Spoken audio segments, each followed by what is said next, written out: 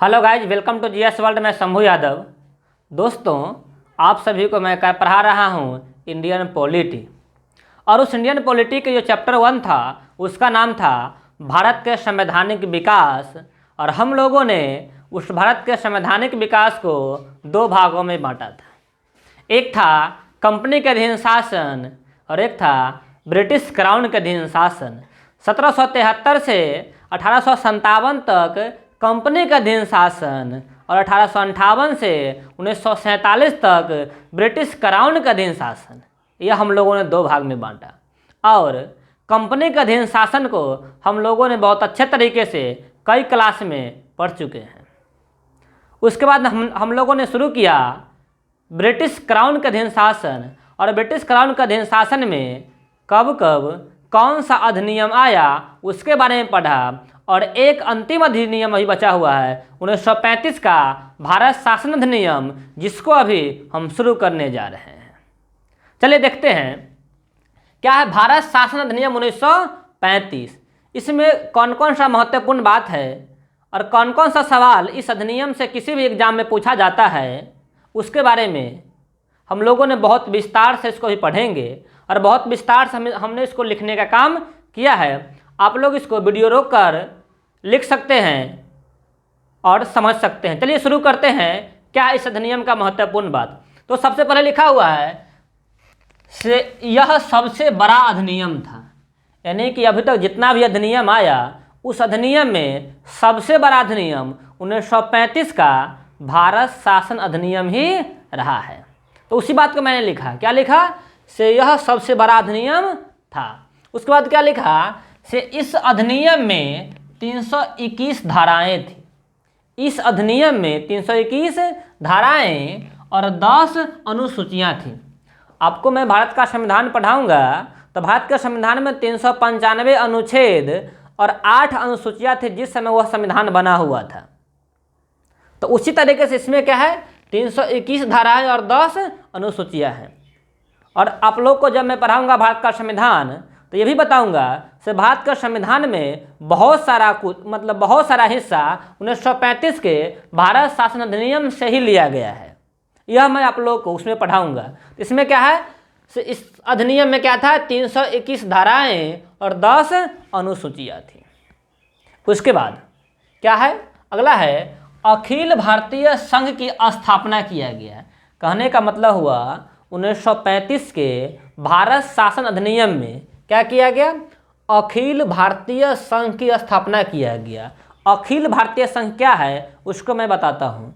जिस समय भारत देश गुलाम था उस समय भारत देश 3 भागों में बटा हुआ था। जैसे अभी भारत देश 2 भाग में बटा हुआ है। एक क्या है राज्य है और एक क्या है यूनियन टेरिटोरीज यानी कि केंद्र शासित प्रदेश है। तो जिस तरीके से अभी भारत देश 2 भाग में बटा हुआ है और एक का नाम है राज्य और एक का नाम है केंद्र शासित प्रदेश, उसी तरीके से उस समय 3 भाग में बटा हुआ था। एक था ब्रिटिश भारत यानी कि देश का वह हिस्सा जहां अंग्रेजों का सीधा नियंत्रण था उसे ब्रिटिश भारत कहा गया। और देश का वह हिस्सा जहां पे रजवाड़ा देशी रियासत का कब्जा था और वह राजा अंग्रेज के अधीन ही रहता था, उसे देशी रियासत कहा गया। और जिस तरीके से अभी यूनियन टेरिटोरीज यानी कि केंद्र शासित प्रदेश है, उसी तरीके से उस समय कमिश्नर हुआ करता था। 4 कमिश्नर हुआ करता था। तो ब्रिटिश प्रांत, कमिश्नरी और देश रियासत को सभी को मिलाकर एक अखिल भारतीय संघ माना गया और अखिल भारतीय संघ की स्थापना किया गया 1935 के भारत शासन अधिनियम में। तो मैंने उसी बात को यहाँ पे लिखा है। क्या लिखा है?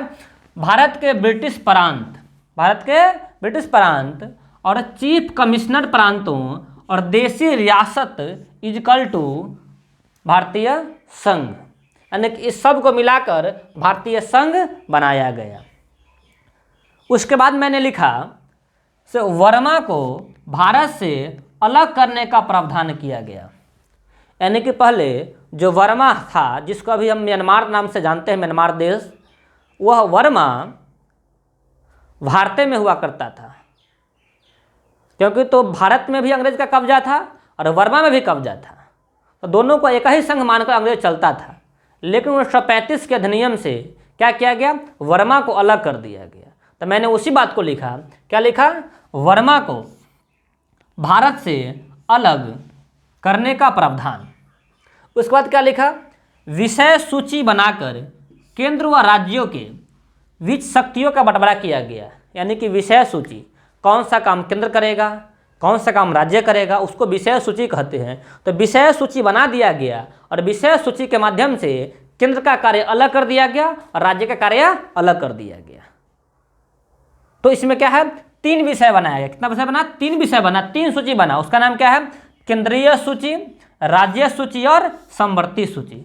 3 सूची बना, केंद्रीय सूची, राज्य सूची, समवर्ती सूची। केंद्रीय सूची में 59 विषय हुआ करता था। केंद्रीय सूची में 59 विषय हुआ करता था। राज्य सूची में 54 विषय हुआ करता था और समवर्ती सूची में 36 विषय हुआ करता था। उसके बाद जो केंद्रीय सूची था जिसमें 59 विषय हुआ करता था, वह अखिल भारतीय हित के विषय था। वह पूरे भारत देशों के हित के लिए विषय हुआ करता था उसमें, उसीलिए उसका नाम क्या पड़ा, अखिल भारतीय हित के विषय। उसके बाद 54 विषय हुआ करता था राज्य सूची में। इसमें क्या था, इसमें स्थानीय मुद्दे के संबंधित विषय शामिल था।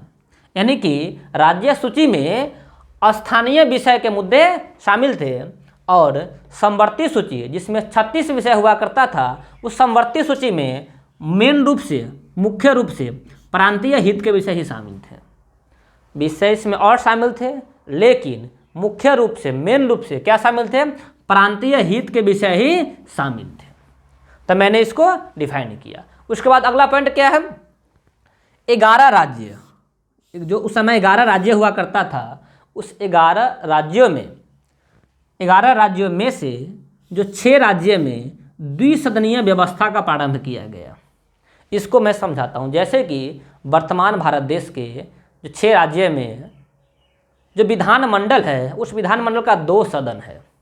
जैसे संसद में 2 सदन है, लोकसभा और राज्यसभा। उसी तरीके से अभी भी 6 राज्य में 2 सदन है।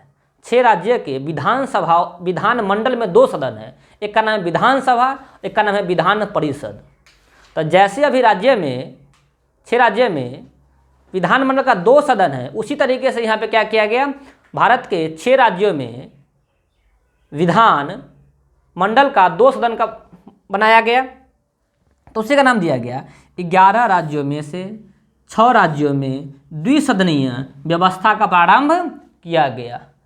6 राज्य कौन कौन था, बंगाल, बिहार, मद्रास, बम्बई, संयुक्त प्रांत और असम। इस 6 राज्यों में क्या हुआ करता था, इस 6 राज्य में द्विसदनीय व्यवस्था का प्रारंभ किया गया 1935 के भारत शासन अधिनियम के द्वारा। उसके बाद क्या है, रिजर्व बैंक ऑफ इंडिया का स्थापना किया गया, जिसको आरबीआई के नाम से जानते हैं, आरबीआई।